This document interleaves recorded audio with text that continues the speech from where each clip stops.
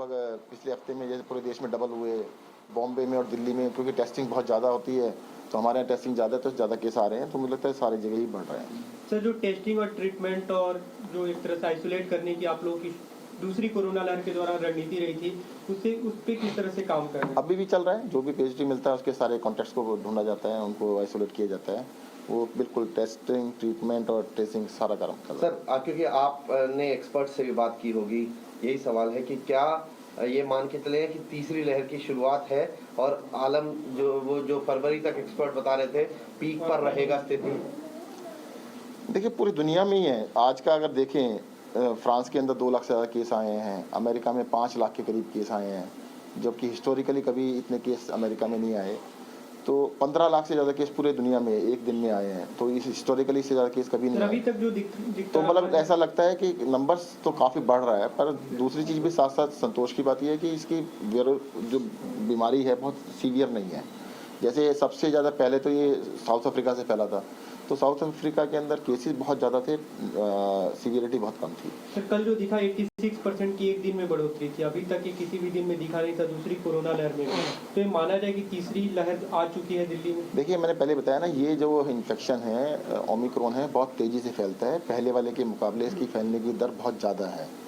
But दूसरा ये है कि इसकी जो सीवियरिटी है बहुत कम है, हॉस्पिटलाइजेशन बहुत कम है। देखो, कल 923 लोग एडमिट 923 लोग पॉजिटिव आए, परंतु डेथ 0 है। उसी साथ देखो, दिल्ली के अंदर आज जो लोग हैं, जो एक्टिव केसेस इस टाइम पर हैं 2000 से ऊपर हैं, परंतु एडमिशन दिल्ली के जो लोग हैं उनका सिर्फ 100 है। तो दैट इज सर, कुल अभी तक कितने मामलों में कितने ऑक्सीजन और आईसीयू में गए हैं मरीज? अभी तक ओमिक्रॉन का एक भी पेशेंट हमारी नॉलेज में ऑक्सीजन पे नहीं गया। सर, एक बहुत बड़ी तस्वीर कल दिल्ली से आई थी कि मेट्रो स्टेशन पे बहुत लंबी लाइन लग गई थी जैसे ही ये ग्रैब सिस्टम लागू हुआ, कल ऐसा दिन था।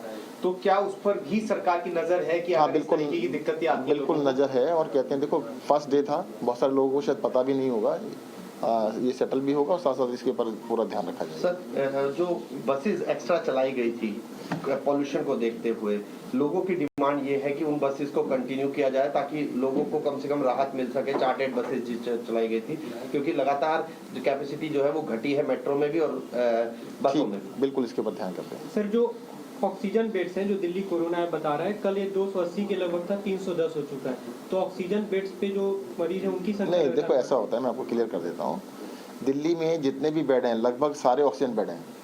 अगर बेड पे पेशेंट है तो ऑक्सीजन बेड के ऊपर है, ऑक्सीजन पर नहीं है। अब आप कहेंगे ऑक्सीजन पे नहीं है, ओमिक्रॉन का एक भी पेशेंट ऑक्सीजन की जरूरत नहीं पड़ी अभी तक। LNJP से ही 40 से ज़्यादा लोग डिस्चार्ज हो चुके हैं, किसी को भी ऑक्सीजन की जरूरत नहीं पड़ी है अभी तक। ऑक्सीजन बेड, क्योंकि सारे ही लगभग ऑक्सीजन बेड हैं, तो बेड पे ऑक्सीजन बेड पे ही लिटाएंगे। तो डेल्टा के मामले में सीवियरिटी अभी भी है, क्योंकि तो ऑक्सीजन पे तो ऑक्सीजन पे नहीं है, अभी ज़्यादा पेशेंट नहीं है, सीवियर पेशेंट नहीं है। सर, क्या ओमिक्रॉन वायरस वेरिएंट जो है वो थर्ड वेव को ट्रिगर कर रहा है दिल्ली में? बिल्कुल, ऐसा लगता है कि हो सकता है कि जल्द ही कंफर्म तो देखो, और 2-3 दिन वेट कर लीजिएगा, 2-3 दिन में पता ही लग जाएगा। हाँ, ये जरूर लगता है कि ओमिक्रॉन ही लग रहा है। इसकी वजह 46% तो पहुंच ही चुका है जी। और ये जीनोम सीक्वेंसिंग जैसे जैसे आगे बढ़ेगी, ऐसा लगता है कि इसका प्रोपोर्शन बढ़ता चला जाएगा। जिस तरह से आप लोगों ने पाबंदियां लगाई, नाइट कर्फ्यू लागू किया, उस पर पंजाब के मुख्यमंत्री का कहना है कि ये सब कोशिश इसलिए है ताकि चुनाव टाला जा सके। नहीं, देखिएगा, दिल्ली में तो कोई चुनाव है नहीं। पंजाब और दूसरा, देखो, दिल्ली के अंदर पाबंदियां लगाई गई क्योंकि दिल्ली के अंदर जो पहली लहर आई थी वो सबसे ज़्यादा, दिल्ली के अंदर देखो इंटरनेशनल ट्रैवलर दिल्ली में आते हैं। देश गेटवे ऑफ इंडिया जो है दिल्ली है, पूरी दुनिया की सारी फ्लाइट्स दिल्ली में आती है। हमने पहले भी कहा था कि अगर केंद्र सरकार इस बात को मान लेती कि भाई इंटरनेशनल फ्लाइट थोड़े दिनों के लिए बंद कर देती है, ओमिक्रॉन इंडिया में नहीं आता। अगर ओमिक्रॉन के पेशेंट आएंगे तो ओमिक्रॉन तो दिल्ली में तो फैलेगा ही, दिल्ली में फैलने से रोकने के लिए हम सबसे ज़्यादा सख्ती करनी ही पड़ेगी। अब ये कहना कि दिल्ली में सख्ती क्यों की गई है, मुझे लगता है ठीक नहीं है।